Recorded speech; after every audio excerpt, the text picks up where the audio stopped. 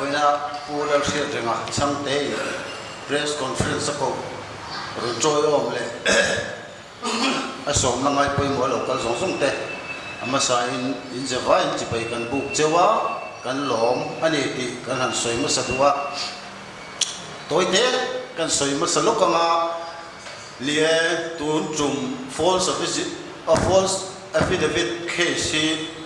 kum khat chuang lai trial chok ania se chi puna nin limit khan final judgment achuak da ti kan ria chumi chung chang a chuan voina hian puhriadan puan chhuadu ane hi enge ke pongala sepik lawa kha copy te a oma lo en chiang anga mizo mi pui kan legal awareness level hi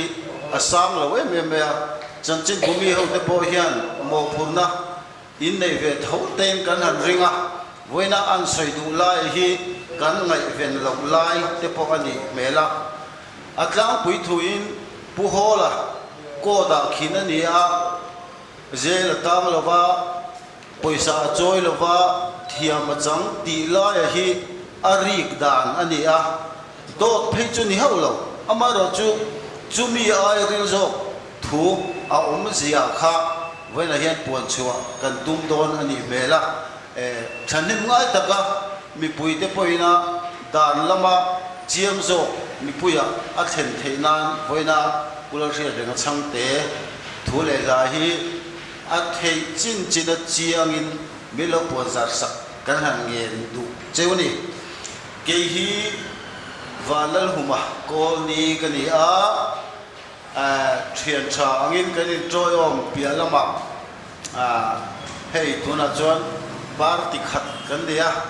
puria ta hi BJP aron lu tok te khan siat karinga chuta chuan ke hi Aizawl district BJP president kani chuan heta ka thanga mi hi pu pi sam bing thanga Aizawl district BJP vice president ani boka siat chian le zual dan tura chuan chal fibiala tuntruma MLA candidate khani pok ani chuan pusiata kan so manga voina press note apuat sarte ron tlang zak sela atu langin zone le chan na te po kan nei chodonia pusiata lo so le kuma huma kolome veni hian kangai to na chuan tunba hi puhol khol safari thesa mu khom ne to lo gai be se ya kan khar tak me to ne puhol khesa ba hian press meet veni ngala kan nei ani chu wangen veni chuan ko tin min khar sak to hian thilung la ti tak ma bye bye ve to ka duwa amar ko bye bye ma hian mi puite sheta dan enge he kes lo dan le atop dan hi review soi kan tum don ne ta khan press note ko siam chua ka kan chiarang ka chiar pen toy te kan explain bong don ya January ni som pasari south ni som period khan criminal complaint number 1 of 2018 to chief judicial magistrate sel chipa puho la hian myriad November south ni som pathum khan false affidavit sel chief muna returning officer ne da thelu da Chuwangin Section 125A of the Representation of the People Act 1951 amin family o set in criminal complaint kan thelu dene chu kan soi fet luwa chief judicial magistrate khani ani anta ga chuan point pani kan point pani puhola kan charge ni kami tum khan a point pakhat na chuan puhola hian affidavit a thelu a pengin om sinai lawin akum mati dang lam gol thi tiene kha lai judgment a khan aran jiak chianga achamin kumma chungin kum thumin achanga achamin kumma chung kum som khadina chang le achamin kumma chung kum borte chang adu khan de kola chu barai thai hi thudi glowa soya mo false information be false affidavit din turani din kan changani amaro chu khami big point han lu le ha to lokila amaro chu dahin thil trick pakhat he khesi hodu wala si interesting me media ko da kan dinga mai ai dia tak kada fukai dai ni tak tak khan le lam pang advocate khan ti zelia ma Nagaland chief minister pon BA pass ho lo BA pass ang ina insia ka kum khat le chan ve nuwa tu te na mukhinan tuma Guwahati High Court Kohima benchin adinai aphal lawani awang chu kum khat nuwa dizelenga be pass law chung chang kha kum khat liam do wangin limitation in abar ni ni dizelenga khesa kha chuan a complaint tum tu kha achak lo han maro chu ke ni khesa ve thung hi chuarin akum hi chu akum ati hi phetia election affidavit re hi ro in abanga emo ama office banga emo me pui mua ta chho to awang de website ate oma wangin mi zong zong in an share to turang ngai ni kala share ve lo ti kha excuse om ve lo chu wangin hemi akum chung chang hol na je ai juan kan tlang the da lo ni kum sang ni la so pathu mi kha sang ni la so pari da kan complaint kan limitation in apart to wangin kumero hich ka pom the lo ati ta maka chief judicial magistrate kan akum sei san na ka chu min phal sam lo ni chuan appoint patni na hi chuan danin apu dangin ni som thum August 2013 na plot AI 178 Newton Kolkata nei chu November ni riat sang ni som riat selchi ba affidavit thailu ni Kolkata ain le atanga ain ne atanga ni som rugla pariat aral nuwa puho le hian affidavit azia dal lawa chu vain affidavit false affidavit ni kan tang le tani CCMT consideration of charge level khan ani hian same American advocate ka pakhadim zilinga khesram uata kan advocate ve thungin no zilinga kha chu azia chua ka adik hero hi chu ka client ke ma hian puholena Kolkata in anei hi akhve chawani November ni thum akha chawa January ni som pasile kan file hala kapu hi chu amana aze pani tu man khethe anilawa chu wangin limitation hi ka client na athil ti diglo akhriat atanga chiar tu zo bani tai chu wangin helai point na hi chuan puhola inni kha puhola na sep ka ta wangle asoi bok lo wangte sarkar report engmom lo wang khan khate kan mu chu kha ni riat ni lo ni thum November sangni som pasaria chawlo dia chu akum le ni som le pasari November December January chuta kanti mana wang chuan CGM chuan yes he chu ko pama de tani chu kan point chun ni chok char ni akuma min gel kha ti ra changin maro chu kan chok char a inne alauze kan hriat ti ra changa chu kan kum khat alani lo wangin CGM khan ni pom tani mo ti chok tani ngai nam khop me ke sei chuan kha ka sei fiata a tin ko chuan a background ni sidu ni pushia da hian puhola hi angai khima a uin serchi ba MLA a king china king ne lawa chu wangin puhola hi a ho version khimani ya udin ginnan a beina sa ni ti hi min ngai dana niya tin chu ti gara i geology mining a deputy general so katum line kol milap so tum line afro black box ya chu wangin puhola hi a ho version khim chu wangin pushia da hian digna du wangamo public awareness mo legal awareness fa ko ne lovin ti kha om china hei ka sei fe du lai ta ga chuan a background he kan chelo nga ta khan kha he khe si ati atang rengin puhola big zip to tumna thil anilova ka tume em lo emo ama puhola big tum version shima boy pui ni heklo ni khat me sang din som pasaria Bhubaneswar atangin Kolkata akan thona wangin transfer kani khan ni som panga August 2013 yami August ni som panga hi Kolkata mizo tela India mun chong changa mizo te chuan mu khon ram chang ham chen ni ta chuan ka vatel ve ni thumi sol le mizo house kwan pa ho khan ti le ya mi pa khat khan ma ni chu po la ta lom kal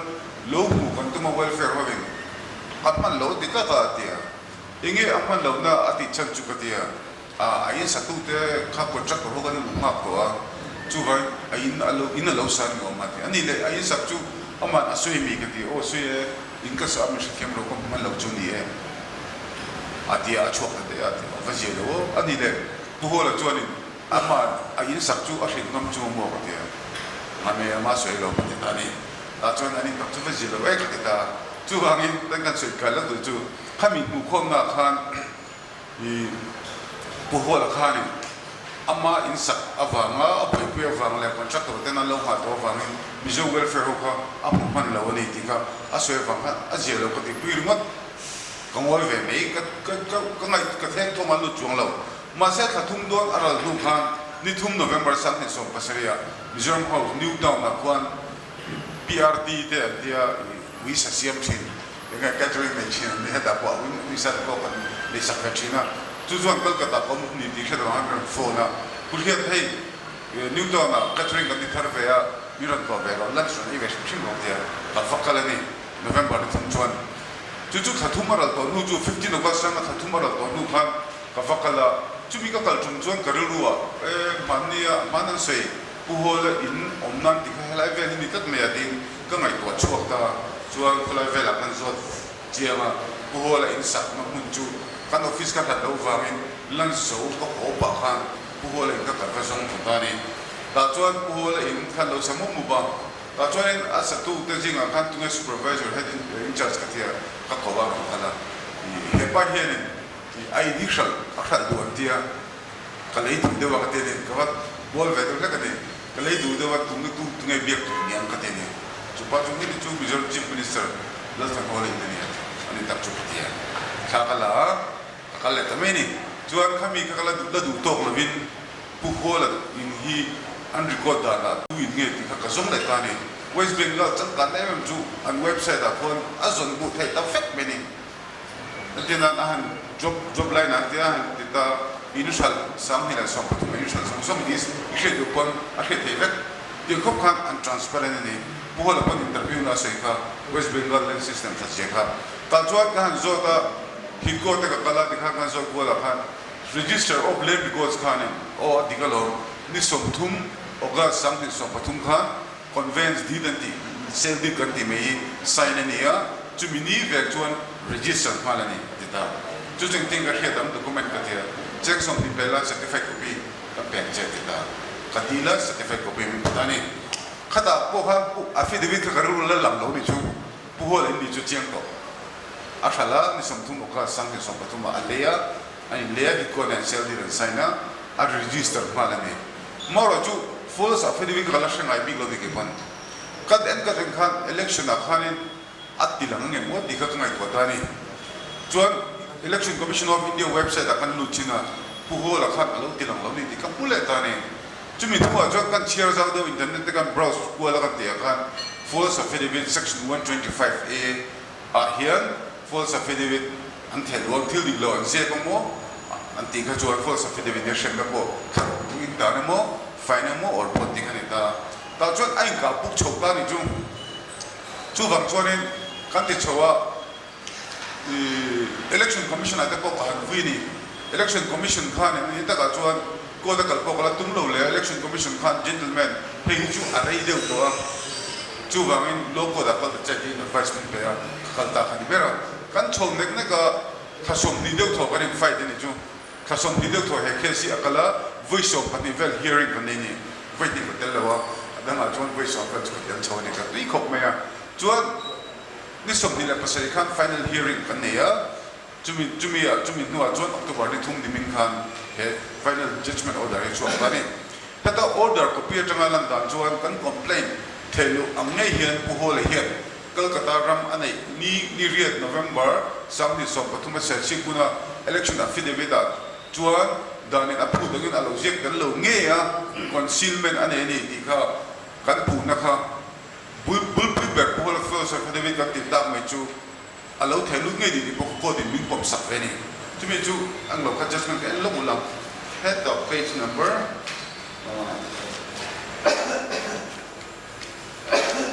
page number 12 first paragraph ha e ka cher lo ka mi pu she ta na pai ma page number 12 akhanin head of first paragraph lo ma the accused puhola file his affidavit under Form 26, Rule A of the Conduct Rules 1961,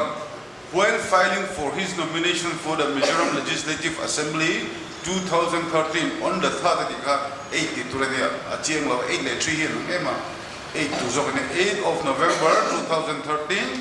after execution and registration of deed of conveyance concerning the sale plot of land.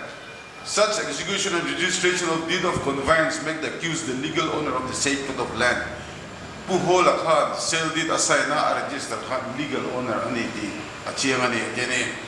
Chuan of land with or without mutation. Mutation at tiamo tilamo puhola ramaniti achiangani tene.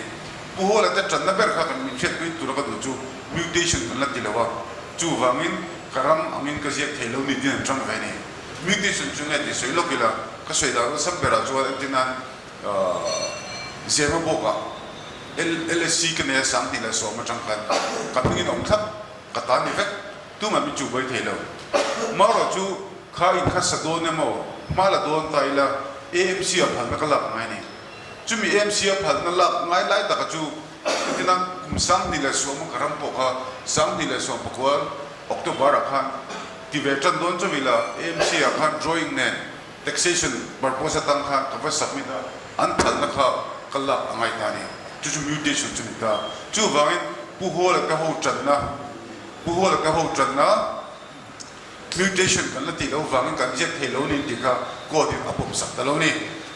following the ruling of the Supreme Court in the cases mentioned above. Supreme Court in heading on case allow decide to na allow ti tenfel to na hian puhola then the reasons put forth the point is decided against the accused tani chu wangin puhola tena karamani lo tia anziak lo kha pom anilawa chu wangin puhola hian false affidavit athelu deni ki kha mi pom ta phot meni chu kan tumber atira kan tumber chu puhola hian a in aziak lowa chu wangin false affidavit ni kan ti kha kan ti chowa ta khan ko phot mi pom sakani masela interesting lai ta ka chu he kipon ya tuna ni na advocate kan so me kala junior hemi criminal case ahian allow CRPC kan the criminal procedure court allow film kur me lo ni kan chiaranga heta order tanglan dai juan kan complaint thaluang khan false affidavit chu min proof saka min pom sakani chu saka amairo chu court hearing nei chho zel na ko ma hian ke ni lam te point puhola hian thereng chungin he thili atis walui criminal intent anti mens rea ani nge ni ti lami kan lo thu bui velem lawa athelu lo azep chuan false affidavit ani mea chu wang dan election thani ti ka ke pon ka dani me ni mi pui ko nei ngai dan ni ya false affidavit 125A 3 noya athelu de chuan shenu turun shembai tur don lo mi ti ka mi pui ngai dan ta ni false affidavit pom to nuwa an thelu di pom to nuwa ngati nge ko din ashan lo ti lai ka vinya ka sui fer tum lai tak chune chuan ani nge puhola hian fereng chungin he thili atis wal yani criminal intent anti illegal tramin mens rea ani nge ni ti lamin kan lo thui velem lova of false affidavit ngor kan lo concentrate chho na luat awangen he mens rea isui kan lo manghil ta de ani berin na chumi thil swati tum ber khim ani na lai taka chuan ko du dar angein prove guilty beyond all reasonable doubt rin ler omlo khopin puhola hian thil ti swala tum ngai ni tikha proof the ani tak si lo wangin magistrate hian benefit of doubt ati mo benefit of doubt ati pe puhola hi false affidavit sabngi nei ni ti pom sin a khem du talani paisa choi tir du lawa zela da ka kat pot tan tir du talawani chulai tak chu vinni kan sei fiat ma chu mi puite mi lo khe thiam pui tu ra ka du lai tak chu puhola hi thiam chang lo sin shem lovin an chuati lai kha amak ne thiam lo chang si shem si lo lai ta kha athil ti dik lo chu okay kan pom ani pana pom tin pakat ka soi du chu samni som pathuma affidavit aze pakha samni so pariat affidavit nikuma khan aram tilam to ni ogas samni so pathuma ogas alei ti ka affidavit aram dalal mak to ni chu ha tak tak chon affidavit ke sa chon ko da soi pon lo min affidavit pani ka kingila puhola thiam lo achim de abang chu ke sa lo kalman to tun election khan aje lo la chon double fighting don ni atsual azep ni la tinane tu vai puhola khan thiam takin affidavit samni so pathuma aje lo akal kata ram kha aran ziak ta thap ani takhanin lain affidavit ko ma ta solo un chuma affidavit website apo download take ko interesting comment like this to you hey like follow my here hey plot number AI 173 category high 2 action area new town Kolkata siya ka po mini kata yan santi so patumi ka santi le so priya anei lambang asoy tunna nila puhe ta tahu yan min boy min sim siya hemi ka siya tinglo le fo chuan ka boy le tuang di isapin advocate tele ama advice ti ka siya lang ka to pero anti ni chuan siya lang ama pon na pum Indian na po koda po kasi lang lo di ka at yan lo at lo mas advocate na sa pero chu lelang bang complain yan kula sa wala yan feel visually atum vere ka di proof nilo menstrual element criminal complaint na menstrual element in criminal intent maka proof nilo ang changso veta ngara ni chuan puhula thiamlo changsi shemlo choda chu a menstrual tilai tak puhulan thil ti sual atum version shimani ti kha ke mani lam panghan kan proof ta lo wangin puhola kha shemlovin ichor mengun ti tani toy te kan soi fe du chu antina bike in khala dor pui phe chak to win kana no pang su tum nei bike in khalo mara tu no pang padaron dok sok ne isu a thi ta tat mi ta khanin ko khanin an zo dan chenga rui chung khalin yem mi su thinem no pang su tin do mi ti ve re ngam ti te kha I established hello chuan no pang su thlum ka tung lo ka pi ka pum mi sha thiam ro aron dok zok ka break man lo ni tani ta chuan murder ani ta lo ni khang ka te kha kalpe du commission and thing ka tani akhim da dang dei ta chu wangin criminal case a reng hian kan fiat tu mi pui pa kan fiat tu chu mi kan varchas dorin hilti sol kha atum nge ni ti kha ka proof de la ngai ta kan proof lo chuan thiam lo an chang lo an se zo chuan ta top chen ni chu wangin mi pui thena mi she thi pui tu le kan sai chu thiam lo chang si lovin thiam lo achang a pho la khan for certificate chuan ma sa chang si menstrual like ha om tak si lo wangin shem lovin an chuata ti hi ni Indian criminal procedure hi chuan ko thi film pro ma mi fel thil ti swal lo pakhat lek po diglo taka shempal ani an la awangin chu ti anga thil la khan ai chuan visual sum ko pakwa chua zalen nei po apoi ti lo chin zo kani no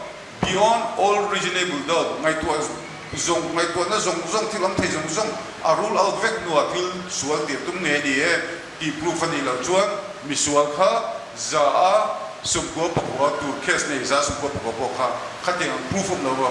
an chua chin ni chu wa ke chuan tun chu mai hian po le chung visual sum ko pakwa de chua zalen ta freezing a chuan kada ka tok me ni til chu ati dik lo ngai ni di ko kon mi po pui vek amoro chu hian ta ho kha pu ho la kan ti na ma khan pu ho la kha criminal intent menstrual ani ni ti kha kan su pu thei ta do ba mai ko hian no beyond all reasonable doubt ani la benefit of doubt ko pe do ni ta ni chu ma magistrate khan pu ho la ka check zale pakhat vel ka choi tir ve mi se ka do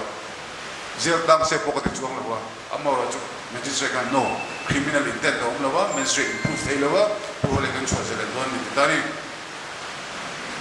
cái đó hệ case của bồi về trong nó chẳng bồi bồi bạc cái sợi đồ chú nó sẽ bồi tụt lại bồi ngay nó bồi ra bồi tụt ra con đồ chú ni bồi tất cả ra public empowerment này kan ram chuai tum về te vào lok đó legal awareness page ko ma page chuan hệ case lo king ka ngai to tu point chief minister ni lai make mo party president ko ni sek election affidavit atanga do sing ma ngot lo tu ti na te mi bồi te bum hi nomination file atanga chi lo tu ti te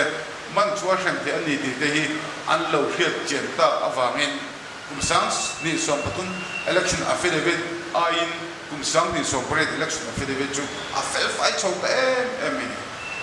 sam ni som patun ma kan ka soi du chu pu ho la chau hi false affidavit da ban thei dire karin da ni za sum riat fel MLA kan di de za sum riat fel kan false affidavit am thei ko ri ma seng na tinga pu ho la kher anti la china chu ek din mani ngai to na dik vak lo te admin du lo tum china king ka soi chu ser chip ko kania puhola din na ser chip bela voter kania tin puhola ka chief minister lo ni haba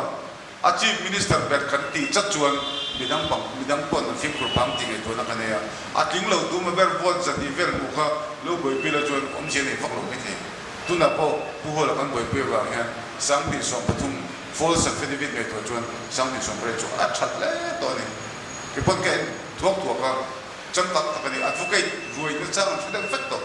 an mani thunin ti lo ti kha ka sei du ni chuan dik tak chuan ko chunga judgment order magistrate in a chiar mek lai po khan chudia pu hol false affidavit be proof ni chuan cheng sang khan le pakhat kan ti na kare tu cheng sa le pakhat ka ti chu BTech mining kan lai room number 101 ni kan wa china la chun ka dream song song ka lo cher chu be na ne ka thil ti na khoma yan 101 ni ka da la ni ka kan sei duwa cheng sa le pakhat choi ti se o ka lo ti a chiara pu hol la ko ba ma din tira hei hi judgment dan kan se mani he sei chom mo ka sei chom mo ba false affidavit chu i thenu nge ni hi kan soya kan poma ama ero chu ati ma khan sizale pakhat lek choi ke sa to ka ka simale ko ti man to ni ma ta chiu cho a to pa chuan le lam pang menstrual proof ani lo wa ngi engma shenna na min convict lovin ka chuwa che ti ta de me a he ka ti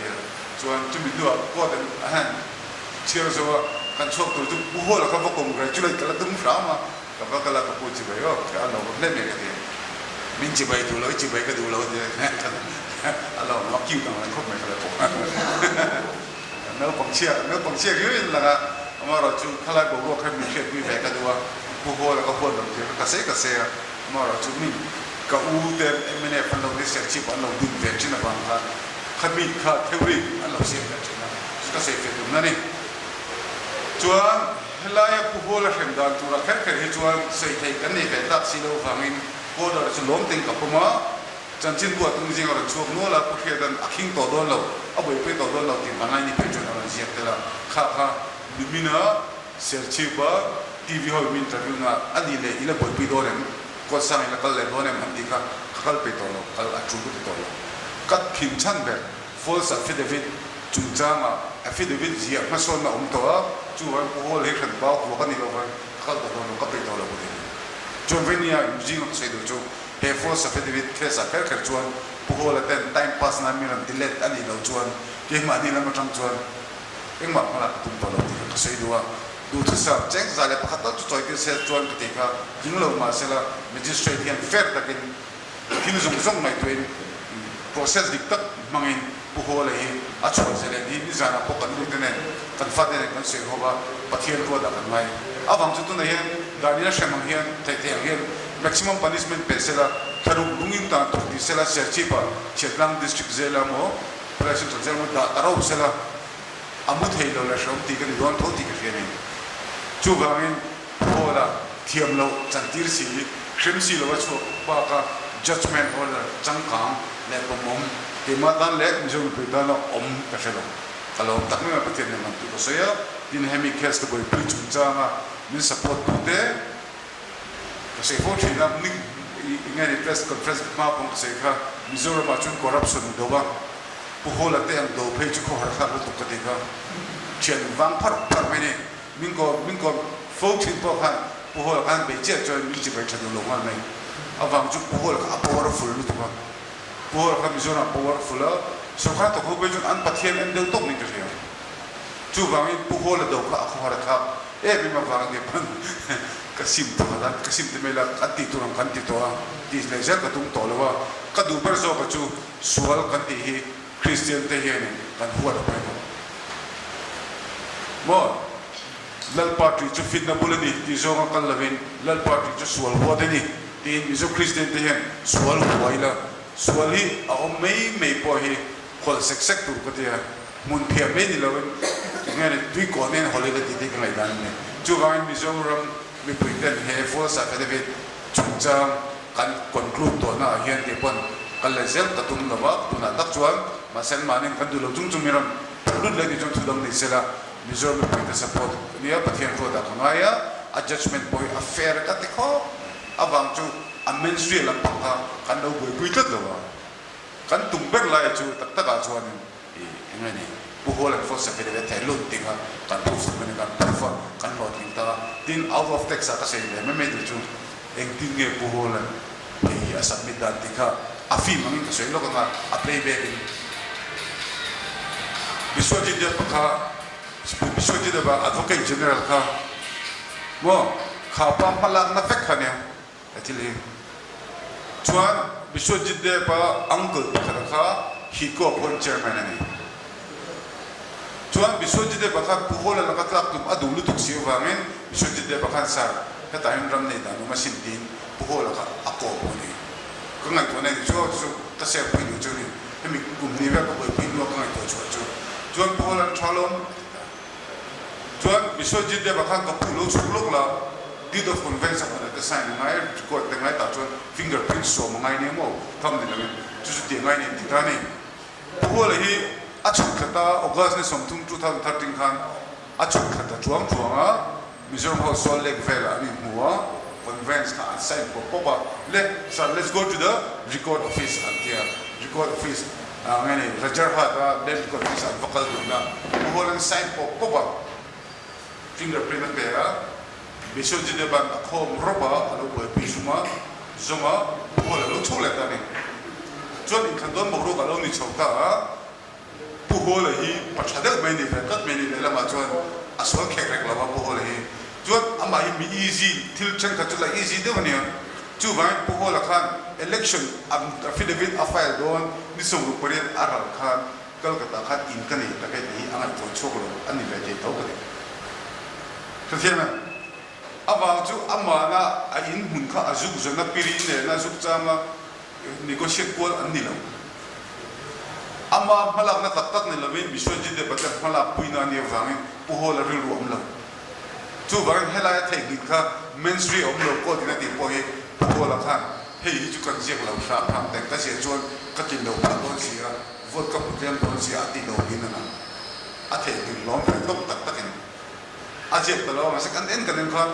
gan in apal lo thil khalo ni sia kan man ve ta chat me ni mi khel pe tur chu polan delhi ina ne ya Kolkata pok nang danga ne Bombay ko ne ya ai khel pe jun Dubai ko ne ti ni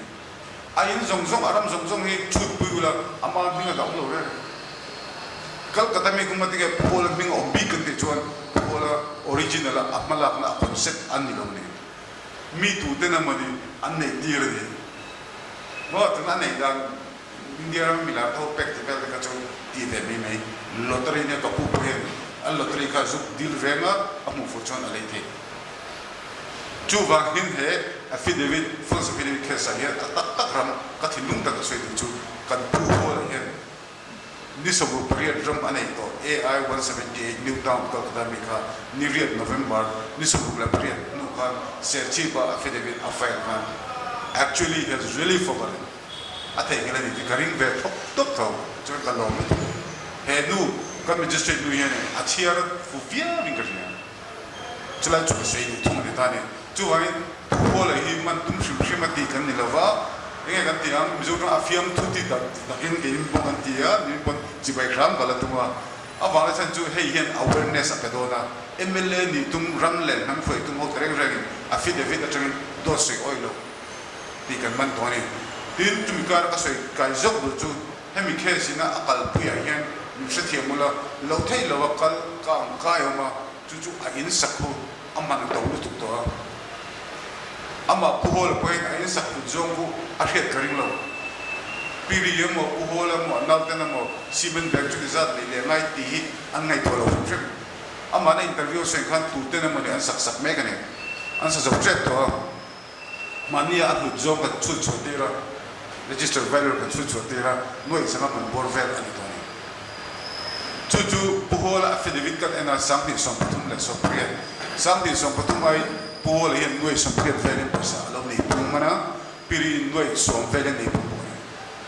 sampai som patuma ai an paisa nuai za an nu paisa nuai za de to ap boxi lai eng tin nge nuai za man velen sa te di kangai to na tal le ni chu hangin tu na ya ni som ni le pakhat ni ku mei de to han Mizoram Sokhar nena ACB nena puhol hian kuin ku engtin ni anei the in chui sak rotin ka thelo to ne chumi ka thelo chu puhol ka si mala ni rosia vigilance in charge ni rosia adna bi pe thelo char chara tunai atla fela puzoram tha minister chief minister ka lo nei chok ta ka din don le min phal sakta ne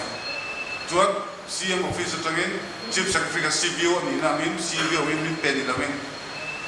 locate da min pe locate da jon investigate ni ro set dia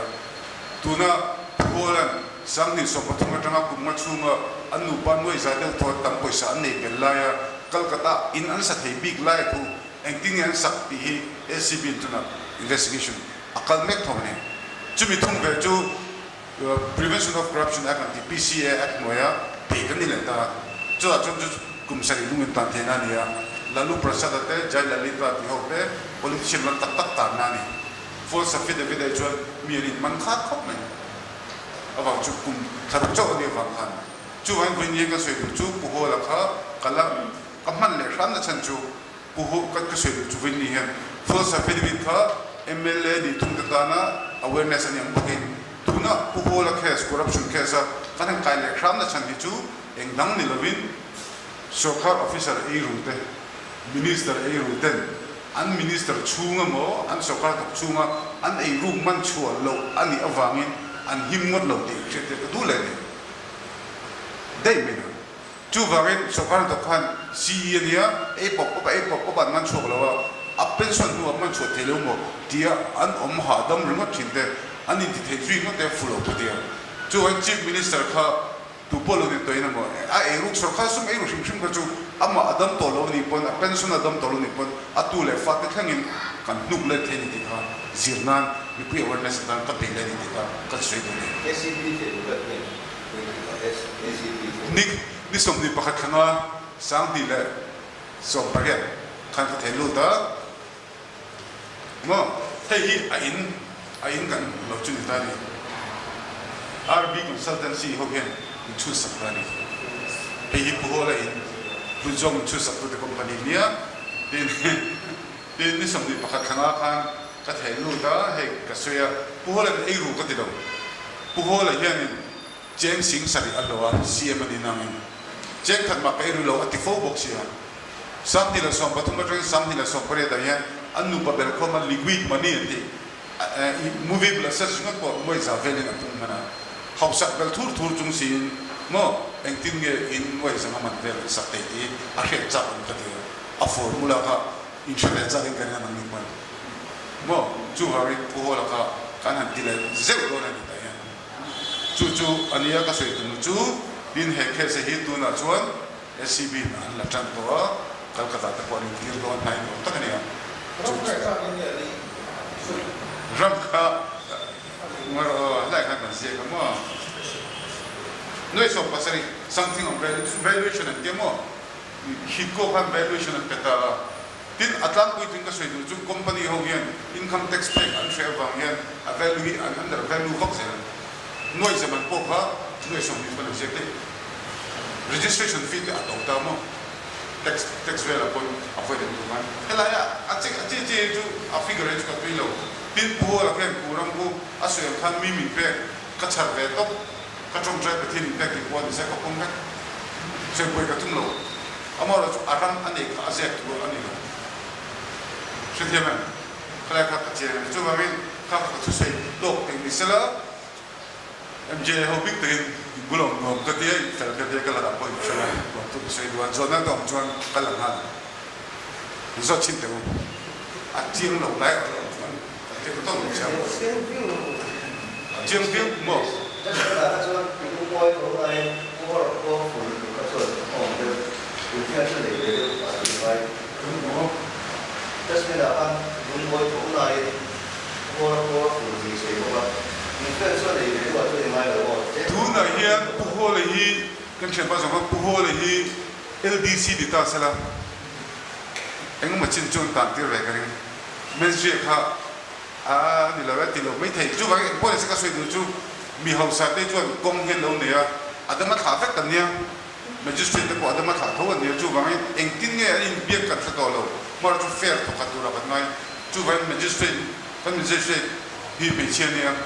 junior te first appointment am vela nia ap uluk chako mai tin menswe ka establish lo ke pa chu ni china theory ka se ka ho la ka pulung de min ngai to me ama zia pon lo mina zia sang ni la som patu man ena nga affidavit sang ni la som pre kwe kan bel duang kwe kan pai do ti vel mi nan ti ni kan masa sang ni la som pre chuan asma to pu ho affidavit kan lo in da chin do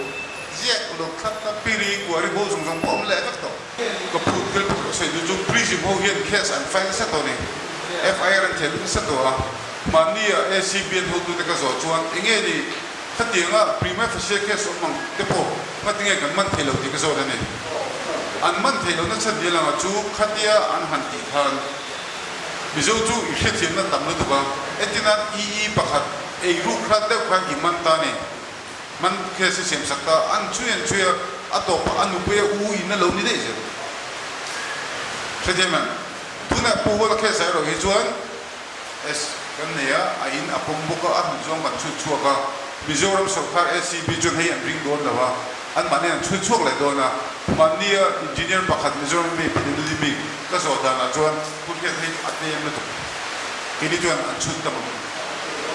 Two Vangin, a document Afel file of Juan Martin, Pakat Lejon, income tax control. Income tax paid a Juan, Kumtina can annual return, fire return can, Katilne can declare, Katelo, Katani, Mania, Mizoram Sarkarin. Immovable property return compulsory ne dunia tin athelu lo chu an lo portion sakan yang tika alo mom ma se ta khan tina tak tak lo ti do ta sela director pakha inlian pui ne ya in choma ne pui ne mi lo ti chupa in an chin ta atari na lo sa ta lo ni mo anu pui na mo apuzon min khan lo sa ta dei mi ni khalai board choba khan mizo wa chuan corruption mana hanan chan chu income tax pelo hil di lo taka interview du kan ni taka baira ma chuan I chen no pa mo in du pe chung ka ping khan ini sa do lo fen an du lo ini chu in hel hel chat na wang khan a di ka lo che ya kai so ma che kam so hey in ni ka pe te san de ni chen adi gam ko chu chu ra ta chu political advantage ka umring ma sela Mizoram ma chuan kan mentality le income tax ta kan pelo bangyan corruption in red to har kok man masa po le ka semran ai ru ni ti lampang ni lawin he in asak he poisa nei thu purjung sia in asak he dam formula hi Mizoram me pui shave la ka du Allah se ju account lu ji an ni do na mi